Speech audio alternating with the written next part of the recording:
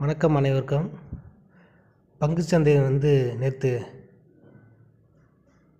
நீண்ட சரிவை கண்டுச்சு. அதுக்கு பல காரணங்கள் இருக்குது. ட்ரம்பின்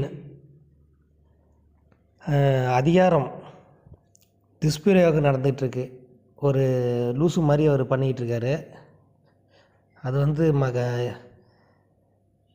அவர் தெரிஞ்சு பண்ணுறாரா தெரியாமல் பண்ணுறாரான்னு தெரியல. ஒரு பெரிய அமெரிக்காவுக்கு எதிராக அனைத்து நாட்டையும் அடக்குமுறையை கையாண்டுக்கிட்டு இருக்காரு. அதனால் பங்குச்சந்தை நமக்கு மட்டும் இல்லை, அங்கே உள்ள டவு ஜோனே கீழே தான் போயிருக்கு, வீழ்ச்சி தான் அடைஞ்சிருக்கு. அதனால் பங்குச்சந்தை எல்லா பங்குச்சந்தையுமே அடி வாங்கியிருக்கு நேற்று. அதனால் இப்போ பங்குச்சந்தை நிலையற்ற தன்மையில் இருக்குது, வீழ்ச்சியை நோக்கி போயிட்டுருக்கு.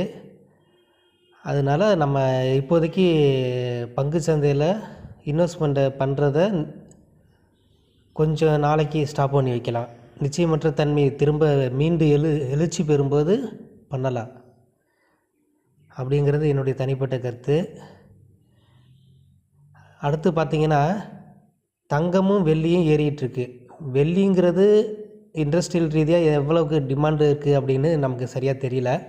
நம்ம அது இன்னொன்று பார்த்திங்கன்னா, அதை நம்ம வாங்கிறதுனால நமக்கு நம்பிக்கை வருமா, முதலீடு பண்ணது லாபமாக வருமாங்கிறதும் ஒரு நம்பிக்கையற்ற தன்மை தான். கோல்டில் வேணால் நம்ம கொஞ்சம் பண்ணி பார்க்கலாம். ஏன்னா கோல்டுங்கிறது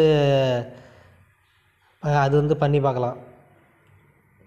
மற்றபடி ஸ்டாக்கெல்லாம் இப்போ குவார்ட்டர்லி ரிசல்ட் விட்டுட்ருக்காங்க. அந்த குவார்ட்டர்லி ரிசல்ட்டில் நிறைய சேஞ்சஸ் இருக்குது. சரியான ஒரு லாபம் நிறைய கம்பெனிக்கு கிடைக்காம இருக்குது. அதனாலையும் நம்மளுடைய பங்குச்சந்தை கீழே வீழ்ச்சி அடையுது. இதுவும் ஒரு காரணம்தான். அதோடு இல்லாமல் இப்போ பார்த்திங்கன்னா, கிரீன்லாந்தை போய் ட்ரம்ப் பிடிக்கிறாங்கிறாரு. ஏற்கனவே வெனிசுலா அதிபரை கைது பண்ணிட்டு போயிட்டார். அப்புறம் கனடாவை ஆக்கிரமிப்பு பண்ண போகிறேங்கிறாரு. இது மாதிரி ஒவ்வொரு நாட்டையும் ஆக்கிரமிப்பு பண்ண போகிறேன், இந்தியா மேலே 500% வரி விதிக்க போகிறேன் அப்படின்னு இது மாதிரி எல்லா நாட்டையும் மிரட்டிகிட்ருக்காரு. அதனால் பங்குச்சந்தை ஒரு ஸ்டடியாக இப்போதைக்கு இல்லை, கொஞ்ச நாள் போகட்டும், பார்ப்போம்.